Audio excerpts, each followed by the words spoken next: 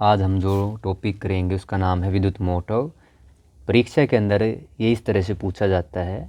और अब की बार विद्युत धारा के चुंबकीय प्रभाव में एक 5 मार्क्स का एक क्वेश्चन आपका जो आएगा वो है विद्युत मोटर किसे कहते हैं।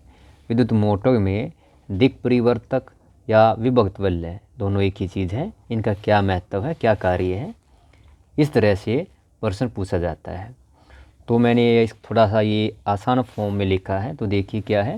विद्युत मोटर आप सभी देखते होंगे घर के अंदर, आपका सभी के अंदर आपको मिल जाएंगी।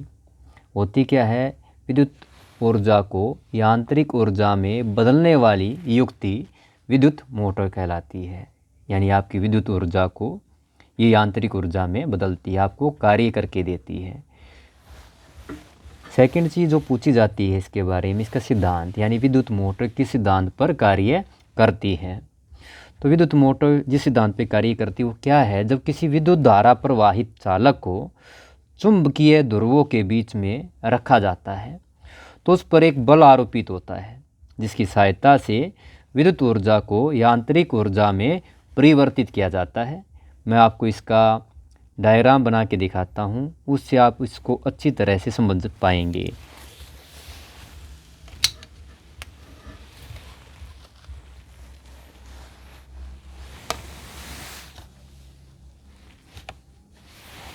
इस तरह से डायग्राम बनाना है साफ, आपको ऐसे लाइंस मिलेगी एग्जाम के अंदर इस तरह से।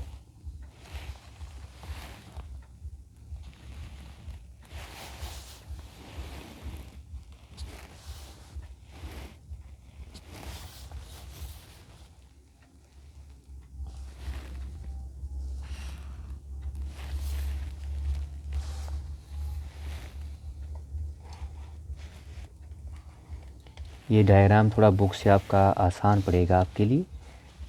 इसको इस तरह बनाना है। पहले डायग्राम कंप्लीट कर लेते हैं आपका। इन्हें आप छोटा बड़ा भी कर सकते हैं और सेम भी ले सकते हैं ऐसे।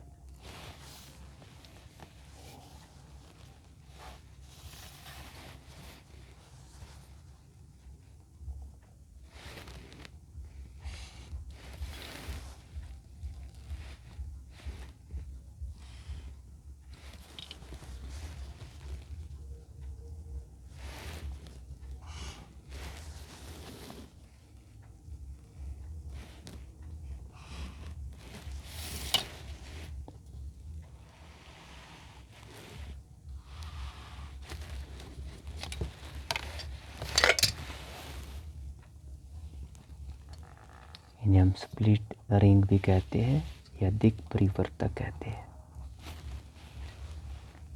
इनको जो जोड़ने वाली होती है एक ब्रश होती है ऐसे। अभी बताएंगे इसके बारे में आपको, यह है क्या।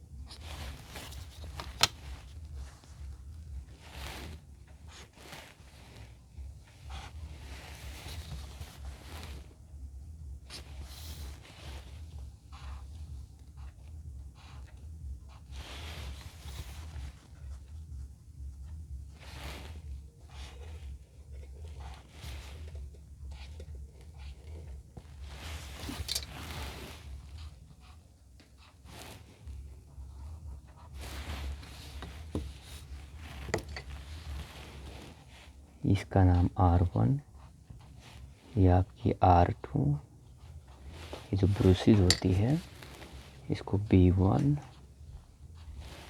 इसको B2, ये आपकी वोल्टेज यानी बैटरी आपकी पॉजिटिव टर्मिनल, नेगेटिव टर्मिनल, ये आपकी कुंजी यानी कि स्विच होता है। और इसका अगर हम नेम करें इसको कहते हैं आर्मेचर, भी बताऊंगा आपको। ABCD। इसके अंदर देखो यहाँ से धनात्मक आपका टर्मिनल है, तो हमें पता है विद्युत धारा जो होती है जिसे हम करंट कहते हैं, ये क्या है, धनात्मक से पॉजिटिव से नेगेटिव तरफ क्या होता है, फॉलो करता है। यानी इस तरह से ये आपका आई विद्युत धारा इस तरह से बहेगी। तो आपका ये जो आपका डायग्राम है, और आपको पता है आपकी जितनी मोटर होती है उसको क्या चाहिए, एक धुरी चाहिए घूमने के लिए। मान ली डोटी दिखा सकते हो आप, इस तरह से क्या है, ये घूमती है। और आपने ये भी पता है कि जो चुंबकीय रेखाएं होती है वे नॉर्थ से साउथ की तरफ इस तरह से बहती है, चुंबकीय रेखाएं। तो ये आपका जो है इसका डायग्राम तैयार है। इसको देखकर आप क्या है, इस विद्युत मोटर की संरचना बता सकते हैं। आप जैसे कि देख पा रहे हैं, इसके अंदर आप देखेंगे तो देखिए ये क्या है, आपकी ABCD, ये जो आपको दिखाई दे रही है आयताकार आर्मेचर है। इस आर्मेचर को कुंडली भी कहते हैं। तो जो पहला भाग है मोटर का वो होता आर्मेचर। दूसरा भाग जो है देखिए आप यहाँ से आप दिखाई दे रहा है आपको NS, ये दो चुंबक होते हैं। चुंबक के बारे में आपको सभी को पता है। इसके बाद देखिए मैंने ये जो बनाई है आपकी, इनको हम जो कहते हैं इसको बोलते हैं दिक् परिवर्तक या विभक्त वलय। यानी कि कंप्लीट वलय नहीं है, घेरा नहीं है, आधा है। इसको हम इंग्लिश में स्प्लिट रिंग भी कहते हैं या कम्यूटेटर कहते हैं। इसके बाद देखो जो फोर्थ पार्ट है, चौथा हिस्सा है, वो क्या है, B1 B2, ये दो ब्रुसेस हैं। कार्बन की ब्रुश भी बताऊंगा इसके बारे में। और जो पांचवा भाग है इसका बैटरी है। तो अगर पेपर में आपसे पूछा जाता है कि संरचना लिखिए, तो ही आपको इसके बारे में लिखना है। डायग्राम ज़रूर बनाना है, आपसे पूछा जाए या ना पूछा जाए। तो देखो इसमें है क्या, पहली चीज़ जो है ये जो आपको दिखाई दे रही है, अवरोधी तांबे की तार से लिपटी ABCD आर्मेचर को इस चुंबकीय ध्रुवों के बीच में रखा जाता है। सेकंड, चुंबक NS, आर्मेचर जो एक कुंडली है इसको NS चुंबक के दो ध्रुवों के बीच में रखा जाता है। R1 R2 दो क्या है, विभक्त वलय है, जिससे आप देख पा रहे हैं ये जो आपकी आर्मेचर है यानी कि कुंडली है, इसके दोनों एंड जुड़े हुए होते हैं। ये क्या है, ब्रुसेस है B1 B2। ये विभक्त वलय जो R1 R2 है, ये स्थिर कार्बन की ब्रुश B1 B2 से जुड़े हुए होते हैं। या आप ये कह सकते हैं, यहाँ देखिए आप, ये आपकी आर्मेचर है, इधर क्या है, बैटरी है। इनके बीच में जो संबंध स्थापित करने वाला कौन है, ब्रुसेस है। पांचवा जो भाग है इसका मोटर का, वो क्या है, बैटरी है। क्योंकि आपने पढ़ा विद्युत ऊर्जा को यांत्रिक ऊर्जा में बदलने वाली युक्ति ही विद्युत मोटर है। तो हमारी विद्युत ऊर्जा कहाँ से मिल रही है, हमें बैटरी से मिल रही है। तो आप देखिए इसकी जो संरचना है अगर आपसे पूछी जाती है तो आपको इस तरह से आपको बताना है। जैसे आर्मेचर, अवरोधी तांबे के तार से लिपटी ABCD आर्मेचर को चुंबकीय ध्रुवों के बीच में रखा जाता है। यानी जो आपको यहाँ पे चित्र के अंदर दिखाई दे रहा है, आप इसको वैसे के वैसे लिख सकते हैं। मैंने ये जो दिखाई है लाइन तो डॉटेड दिखानी थी, ये क्या धुरी है जिसके ऊपर क्या आपकी आर्मेचर घूमती है। आपकी दिशा देखेंगे तो देखिए आपको दिशा घड़ी की विपरीत दिशा यानी कि एंटी क्लॉकवाइज दिखाई दे रही होगी। सेकंड देखिए मैंने आपको लिखा है इसका, देखिए चुंबक, पहला भाग आर्मेचर इसे कुंडली कहते हैं, दूसरा भाग चुंबक, तीसरा भाग विभक्त वलय, चौथा भाग ब्रुसेस और पांचवा क्या इसका बैटरी है। अब हमारा जो है आपका ये जो 5 भाग है, यानी इसके बारे में मैंने अभी आपको बताया। आर्मेचर क्या है, अवरोधी तांबे के तार से लिपटी आर्मेचर, जिसको चुंबकीय ध्रुवों के बीच में रखा जाता है। दूसरा भाग है चुंबक, NS क्या चुंबक है जिसके बीच में आर्मेचर घूमती है।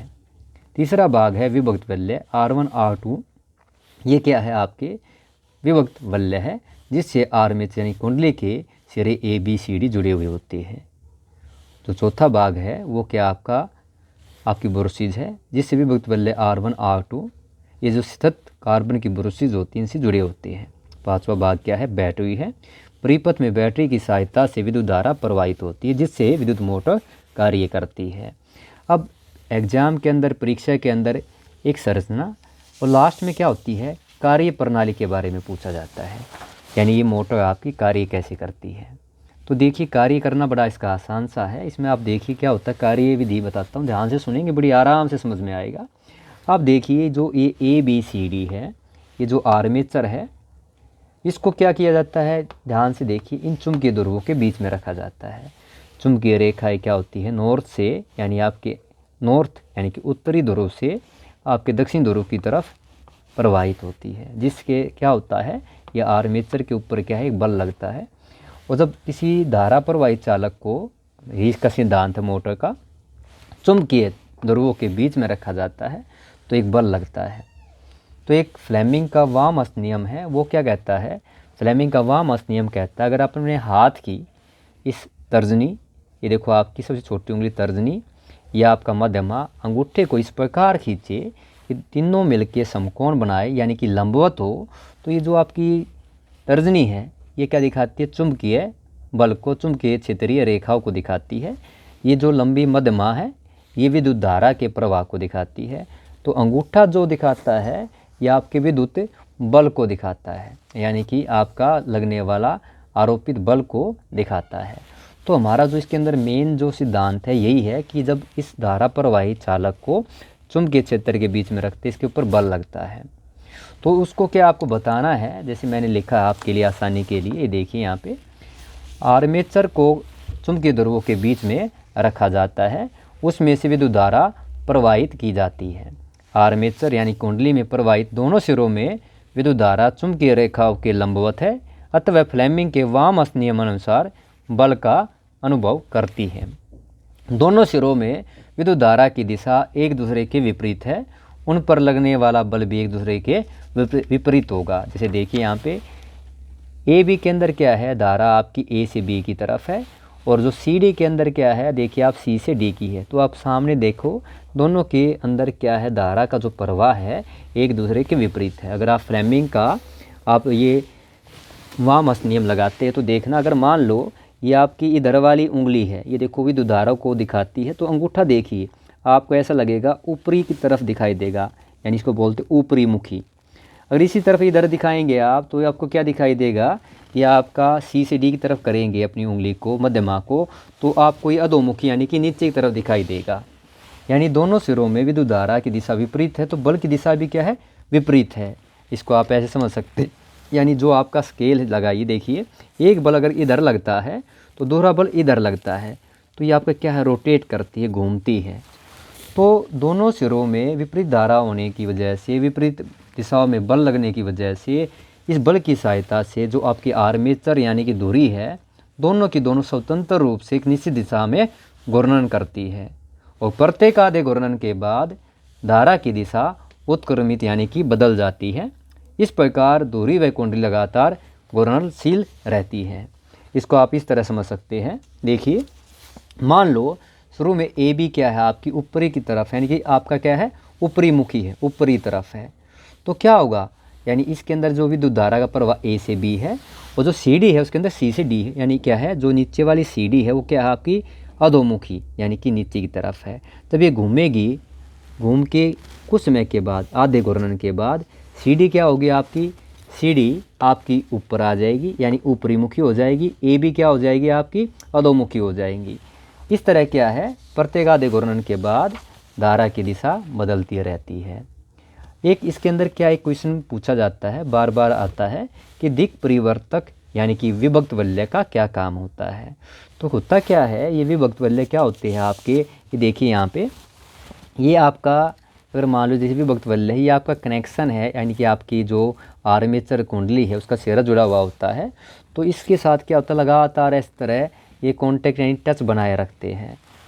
तो इस परिपथ में विद्युत धारा को उत्क्रमित बदलने का कार्य कौन करता है, दिक् परिवर्तक करता है।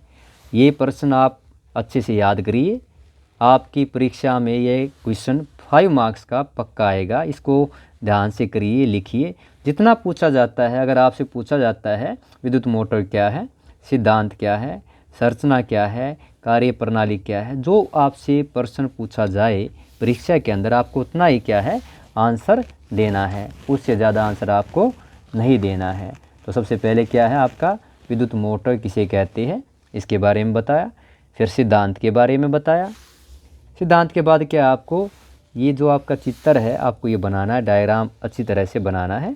इसके बाद क्या आपको संरचना के बारे में बताना, अगर पूछा जाता है तो बताना है संरचना, यानी आपकी संरचना के बारे में आपको बताना है। संरचना के बाद क्या अगर आपकी कार्यप्रणाली पूछी जाती है तो आपको कार्यप्रणाली के बारे में बताना है। इस तरह क्या है आपको ये प्रश्न करना है। ये 5 मार्क्स में 5 अंक का आपका परीक्षा में पूछा जाएगा।